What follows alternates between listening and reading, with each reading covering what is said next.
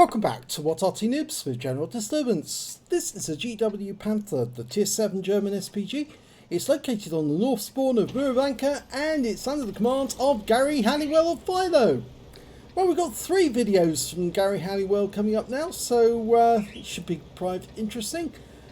21.81 seconds is the reload time, near enough 22 seconds per shot. It's a 15cm howitzer mounted on top of a Panther hull, so it is quite powerful. You can imagine a tier 10 I'd say, imagine a tank that's at tier 10 having a gun, a really huge gun mounted on top of a tiny little Panther chassis. Well, you're thinking or talking about something like the Gorilla, and basically they share the same chassis. But not quite the same gun. The gun that's on a Gorilla is an anti-tank gun, whereas this one is a howitzer. It can do 700 alpha, 680 alpha. Am I saying 700? 39 millimeters of penetration and 7.6 meters burst radius. And of course, otherwise known as Count Dracula, because of those shields around the gun turret. Rounds out in the 50 TP. And he pulls away just after firing, so we didn't get to see what happened to the shot. Yes, I'm afraid we've had to warn a few players that if they keep sending replays to us where they won't let us see what actually happens with the shell, we'll have to curtail their replays simply because there's nothing really interesting for our viewers to watch. Well, this is a little bit better. You see the shell narrowly missed the target. It fell behind him. He's actually using a God mode at the moment from a long, long way away. That's better. He's gone back to battle assistant. Now, hopefully he'll stay like that. And then we can watch these 2 tanks getting struck. Going for the Malshan or the T-30. He goes for the T-30 and hits him on the rear, but he damages the Malshan at the same time. He stuns all 3 tanks. The T-30, I think he's gone in too deep. He thinks he can take that Tiger II, and he's hoping the Malshan and 50 TP will back him up. And he's got a nice ram into the Tiger II, but there's an IS-3-2 nearby, and I think he's probably going to have words to say about the other 2 coming in. Another nice hit right into the rear T-30. He does kill the Tiger II, but now he's being harassed by a T-34-1. And in comes the Malshan. Thinking he can get a ram, he didn't, because he was too much momentum coming straight in, and the T-34 managed to outmaneuver him. And now the T-34, oh, well, he managed to put the Malshan between him and the T-30, but I'm afraid he has been killed. He was taken out by the 50 TP. The T-30 is now one shot. The Malshan, well, he's lost quite a few hit points, and the 50 TP doesn't really want to come around the corner, because he knows there's 2 big tanks that can take him down. And there goes the T-30. Gary Halliwell picked the right target. You might as well take a gun out of the game rather, if you can. And now he's got to handle that Malshan. From this position, he can only see part of it when it comes around the corner. The 50 TP's come up to join the Malshan. Rounds out on him. Direct hit, 190, good hit.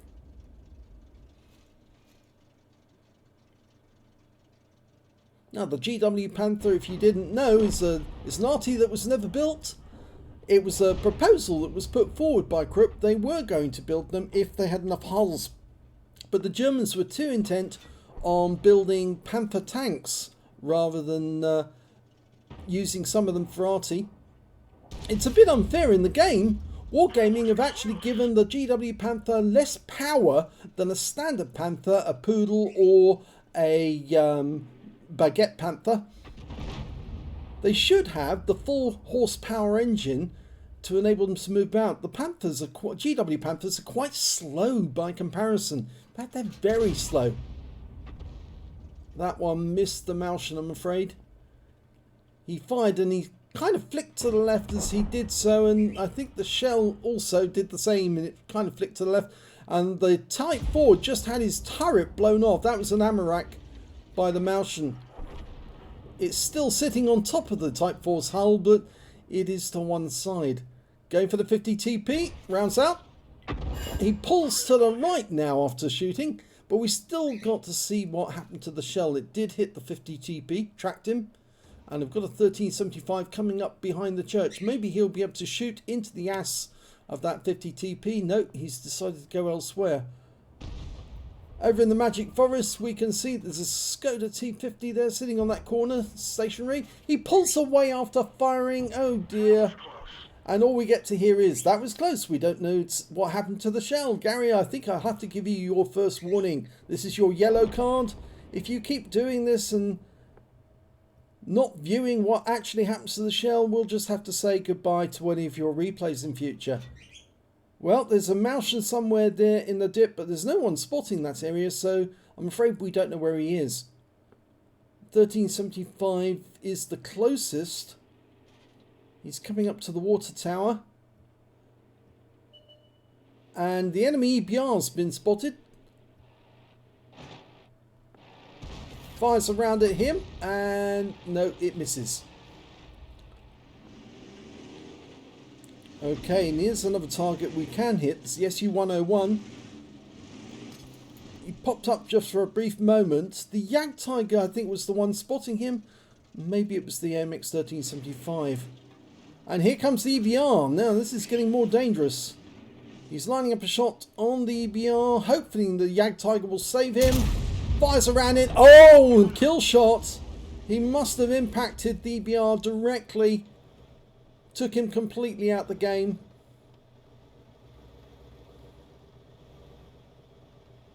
He's also doing that thing with his mouse button, playing around with it. A lot of players tend to like to do that. It's very annoying because it's actually rather distracting when you move in and out, in and out. Well, the Yak Tiger killed off the SU-101, but the Martian has now decided to go up the west side as well, trying to use that ridge line. Gary fires in a blind shot, and it did strike the target, and oh, he is doing that thing. Yes, so I am going to take it off his control, out of his control, because he obviously can't do it properly. If he likes to play around with his mouse and others don't, well, we just can't have our players, our viewers, upset with motion sickness. And I'm not the only one who complains about this. Jingles has, Klaus Kellerman has.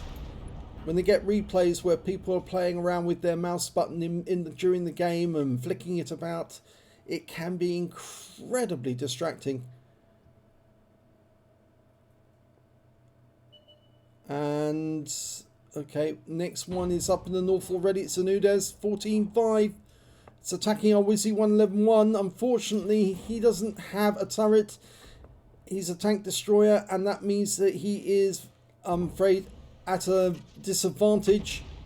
That round was near. The Udes is very low hit points, and he's staying away from the pointing end, but he still managed to get a kill shot in.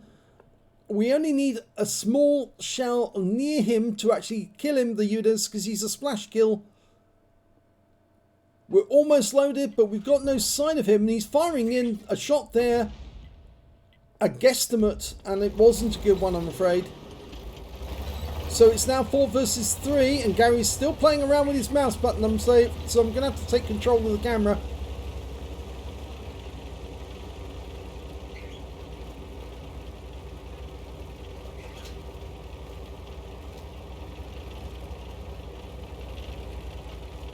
You can see that Gary's actually using premium consumables. He's using chocolate, which is the German one.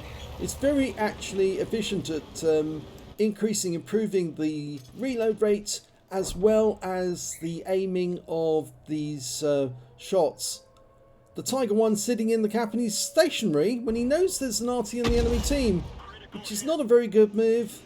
The best thing that any tank can do whilst it's in the cap and there's an Arty and you don't know where the Arty is, to pick a spot where the enemy cannot see you or cannot guess where you are. Unfortunately, the Tiger 1 is sitting in a cap where there are spotters able to see where he is, so if he doesn't keep on the move, Arty's going to nail him. If there are no spotters on the enemy team, oh, he's playing around again. If there's no spotters on the enemy team, then yes, you can pick a spot and watch where the enemy shells fall, and then work on the basis that work out or judge where the enemy is going to be firing his next shell to try and get a reset. Well, they've killed the Tiger 1, which means the only enemy left is a Chiri, and he's playing around with his mouse button again, so I'm going to take control again. I think that's going to have to be strike 2 to Gary.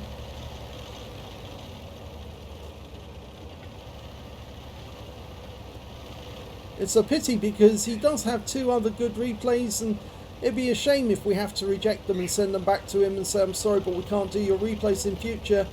But we just say to people, please don't muck about with your mouse button in between whilst you're playing the game, because it does cause nausea for some people to have the thing flicking in and out all the time. And do stay with the shell to see what happens, otherwise it's very difficult for us to have anything that we can actually see to see what your results are. Well, our lights are going into the magic forest, and he's playing around with the mouse button, going in and out, in and out. And now he's stopped.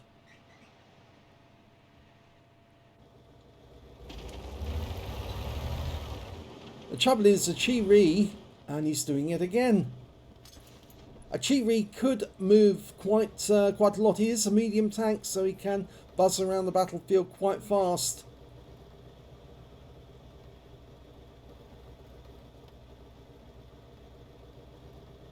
I would not be surprised if he's gone defensive and headed back towards his own cap.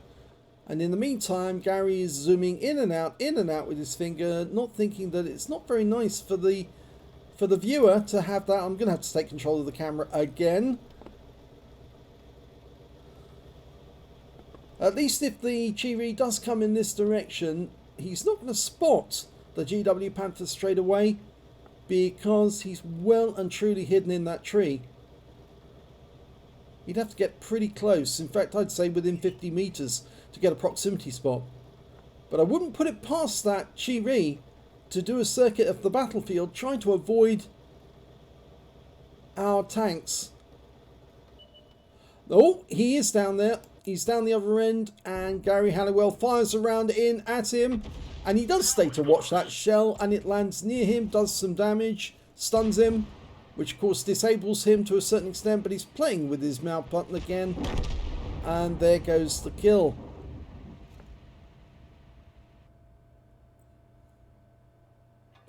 I suggest that these people who play with their mouse button must be hyperactive. They need to slow down a little more. Let's have a look at the end of battle stats.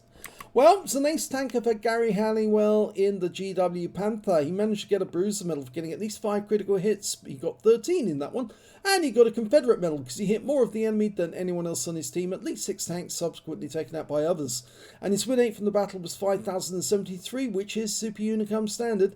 But yes, less playing around with your mouse button whilst you're waiting for the enemy to come into sight, and more staying with the shell to see what happens to it after you fire it. You don't want to, if you're in a tank, you don't fire at an enemy tank and then immediately pull away so you can't see what happens to it. You want to know what happens to it so you can correct your aim for the next shot. If you are playing peekaboo on a corner, yes, you might want to fire and then pull back into cover quickly. But you reasonably know when you're playing peekaboo that the shot is going to hit the target, and that when you pull back into cover, you're only doing so that you can avoid the shell coming back at you. Well, let's have a look at team score. We can see that the highest damage in the game was actually done by the SU-101 on the enemy team. He managed to pick up a tank sniper for 3,893 hit points. The Udas managed to get the second highest with 3,516. And after that, it was the Wizzy 111 FT, 3,357. We can see that Gary Halliwell managed to get 2,862 in that game after the Yag Tiger. And when it came to kills, it was actually shared between the Skoda T50, the Hotchkiss, the Udas 1415, the Malshan. They all had 3 kills each. Gary Halliwell only had 2, so that puts him joint second on the next one. When it came to base XP, though, he was top. And the reason for that, well, he was hitting higher tier opponents during that game because he was only tier 7. Some of them were tier 8 and tier 9. 1,387 base for Gary Halliwell, 1,287 for the EBR, 881 went to the Wizzy 111 FT. He fired 19 rounds, got 9 direct hits, no penetration, 22 splash. Damage of 2,862 hit points, all of it at more than 300 meters. He damaged 8 of the enemy, killed 2, and did 2,925 hit points of stun assist off 18 stuns, and got 10 defense points by resetting the cap on that Tiger when he went into the cap, which is a bit of a silly thing to do, really, considering his numbers were diminishing at that point. And he was being spotted by 3 enemy tanks at the same time and an Arty firing in at him. When it came to credits on a premium account, he earned 66,573, and after repair and ammunition resupply, or rather actually he didn't have any repair, it's ammunition resupply and consumables, because he used the premium consumables, 25,293 credits profit. He picked up 1 bomb for getting the Confederate, and 2,080 XP, 8,324 for completing the mission events, and took away 10,404 experience points altogether. So I guess we can say that Gary likes to play with his mouse button during the game, and also he's got this tendency to look away the moment he fires a shot. I think we just need to say to Gary, you know, we want to watch your replays, but we actually want to see what happens to the enemy when you shoot at them. We don't want to watch somewhere else. So please stay with the target after you shoot, and if you can't do that, then we'll just say, okay, well, please send your replays to somebody else, because we won't need to do them because there's nothing really to watch, and leave it at that. So if you enjoyed this replay, please give this video a like and do subscribe to our channel, and thanks for watching.